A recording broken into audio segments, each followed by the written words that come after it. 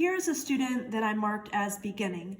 She understands the concept of multiplying to convert, and it looks like here she tried to convert the 8 pints multiplied by 2 to get to 16 cups, but then here it looks like she just pulled out numbers from the word problem, multiplied them together, and then later added them together.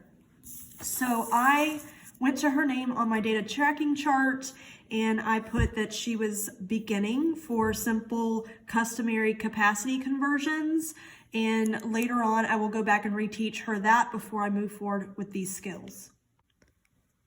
So this student I marked as developing because they understood that they needed to convert the 8 pints into ounces, but they only took the first step and converted to cups. So they are still confused on the multi-step conversions and as a result could not move on in the problem. So I take my data tracking sheet, I look for that student's name, and I see that they are proficient with the one-step conversion, but they are still developing when it comes to the 2-step conversions. So this student was marked as proficient in this standard. They did the multi-step conversion. So first they turned the 8 pints into cups and then into ounces. They did mark their units wrong here. This is supposed to be ounces.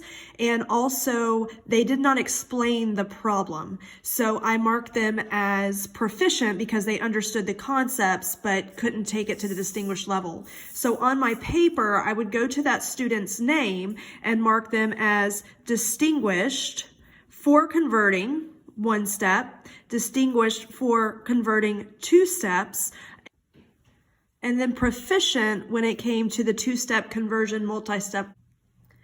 This student I marked as distinguished. She used cubes to annotate her problem. Then she took the 8 pints, converted it to 16 cups, then converted the cups into 128 ounces, showing me that she understands how to multi-step convert.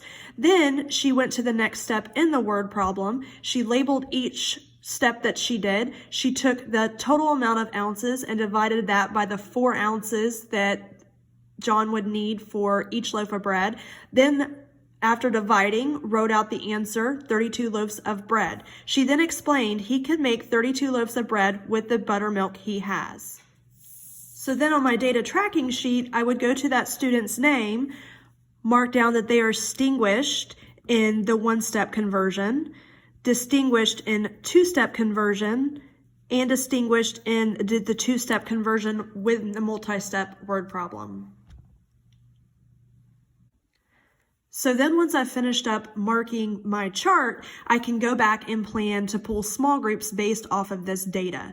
So I would first start with the students who just don't understand the 1-step conversions. So I would look for anyone with a beginning or a developing and pull that group. And once I pull them, I would highlight just to see that I had retaught them and to later check for understanding.